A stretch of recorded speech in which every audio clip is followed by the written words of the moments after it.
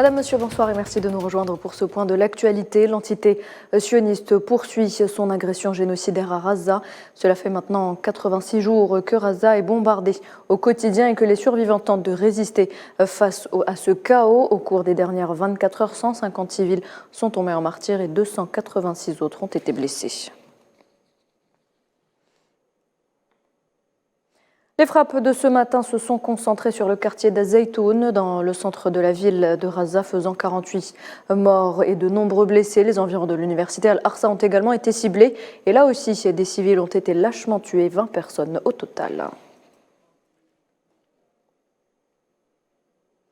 Zaouïda a aussi été ciblée par les frappes aériennes de l'entité sioniste, des bombardements qui ont fait 13 victimes et des dizaines de blessés.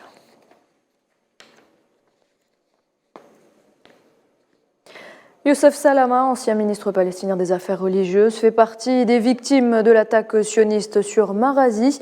Il se trouvait chez lui lorsque sa maison a été prise pour cible. Youssef Salama avait occupé le portefeuille ministériel entre février 2005 et mars 2006. Il avait également officié comme prédicateur lors des prières du vendredi sur l'esplanade des mosquées dans la vieille ville d'Al-Quds occupée. Et le bilan des victimes de l'agression génocidaire sioniste contre la bande de Raza s'est alourdi à 21 822 martyrs depuis le 7 octobre dernier. C'est sans compter le nombre de blessés qui dépasse les 56 400 personnes depuis le 7 octobre. L'armée sioniste mène une agression dévastatrice contre l'enclave palestinienne, ce qui a entraîné également des destructions massives d'infrastructures, en plus de catastrophes humanitaires sans précédent.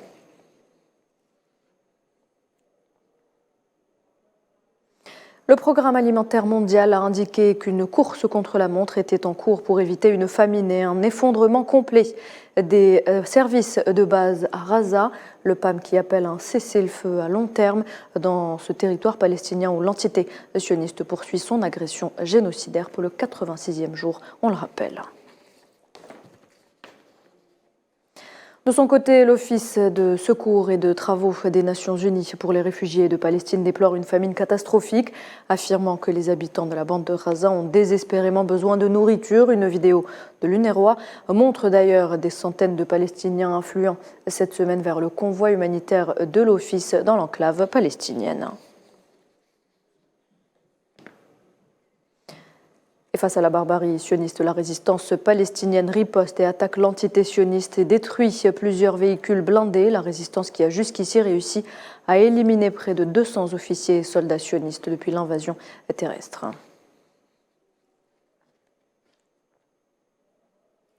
Dans l'actualité également, le président algérien Abdelmadjid Tebboune a eu ce dimanche un entretien téléphonique avec son homologue tunisien Kais Saïed. Un entretien lors duquel il a félicité à l'occasion de l'avènement du Nouvel An 2024, lui souhaitant ainsi qu'au peuple tunisien frère davantage de progrès et de prospérité.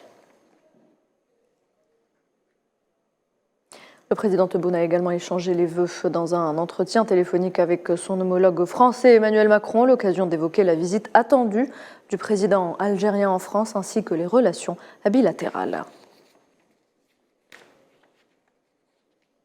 Ce drame au Niger, le ministère de la Défense a fait état d'au moins 11 villageois tués vendredi dans une attaque menée par des hommes armés près de la frontière avec le Burkina Faso. Les terroristes ont fait irruption dans les villages d'Amara et de Louchi où ils s'en sont pris aux citoyens.